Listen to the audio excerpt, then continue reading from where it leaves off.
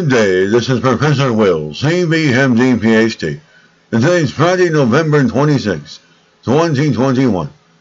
It is 2:26 and 31 seconds, p.m. Eastern Standard Time. Today's research, childhood genetic disorder. So let's hop to it here.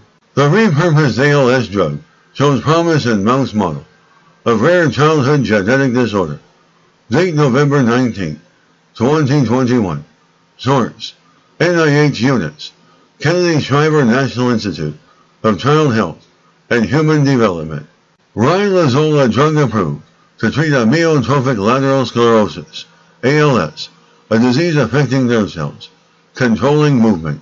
Could slow the gradual loss of a particular brain cell that occurs in Niemann-Pick disease, type C1, MPC1, a rare genetic disorder affecting children and adolescents, suggests a study in mice.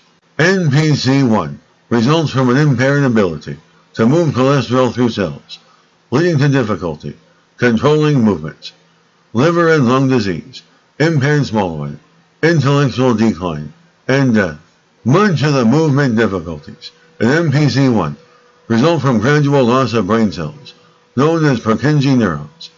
The researchers found that mice with a form of MPC1 have a diminished ability to lower levels of glutamate, a brain chemical that stimulates neurons, after it has bound to a neuron surface. The high levels of glutamate can be toxic to cells. The researchers believe the buildup of glutamate contributes to the brain cell loss seen in the disease. Riluzole blocks the release of glutamate and hence delays the progression of ALS in people.